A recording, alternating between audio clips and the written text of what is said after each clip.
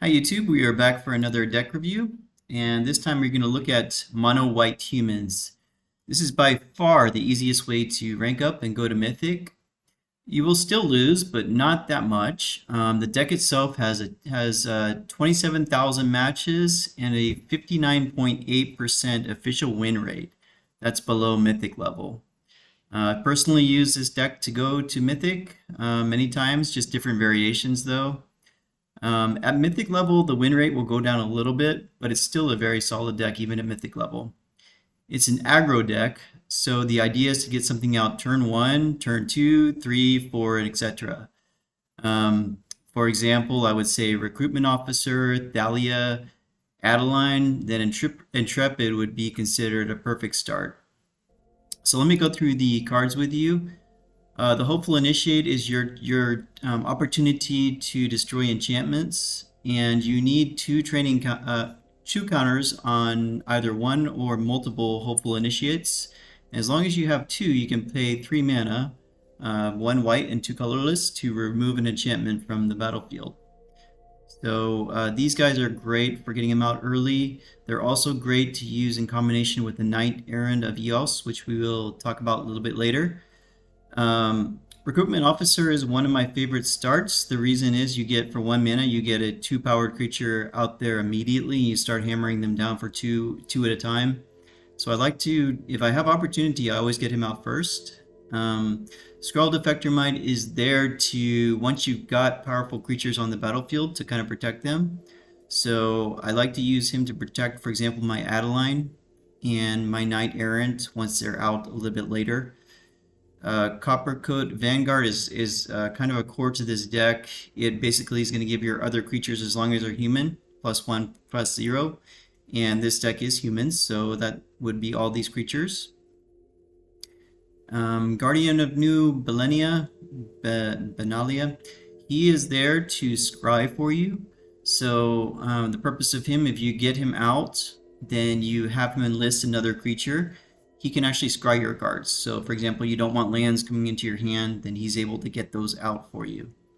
Intrepid is another key to this deck, because what that does when it comes in is it boosts all your other creatures +1/+1 for as much mana as you have. So for example, if you have 4 mana, you cast this, all your creatures would get +1/+1. But if you have 6 mana, then all your creatures would get +2/+2. So the boost is depending on how much mana you have. Ossification is your removal, can remove the planeswalkers or the creatures. So Thalia is another key to the deck. I like to get her out second. So my goal in getting her out, I get the Recruitment Officer out first, ideally, Thalia out second. And what she does for you is she delays them. So the non-creature spells which a lot of people want to cast, example mono blue, mono red, all these guys that are like that want to cast non-creature spells, it's going to delay them. So this is going to enable you to get your quick damage in before they have time to react to you. Okay, Brutal Cathar, he's your other form of removal, and he's going to take one of their creatures and kind of hold it hostage. You can also choose to kind of protect him with the Skrull Defector Might in case they try to target him, which they do quite a lot. Adeline also a key to this deck because she's big and she keeps getting bigger and bigger. So I like to get her out, if possible, turn 3. But if not, then just as soon as possible. But the thing she does for you is, if once you attack, she creates that extra 1/1 attacking creature for you that's attacking alongside the rest of your creatures. And she just gets huge. She gets power equal to the number of creatures you control. So turn 4, turn 5, she's already getting pretty huge, and it's going to be enough to kind of end the game. You'll see in the gameplay after this. The other key to this deck is the Knight-Errant. The reason you need this card is for card draw. It's perfect to use Knight-Errant and ideal to use it in combination with, for example, Hopeful Initiates, Recruitment Officers. So any of these guys you can just put out there. You'll see in my gameplay, I'll just put them out there and I'll tap them in the same turn to cast the Knight-Errant. So if I have some of these guys, 2 of these guys in my hand, I'll just cast them out because they only cost 1 mana. And then I'll go ahead and tap them and use my mana to cast the Knight-Errant. So like I said, you can see that from my gameplay.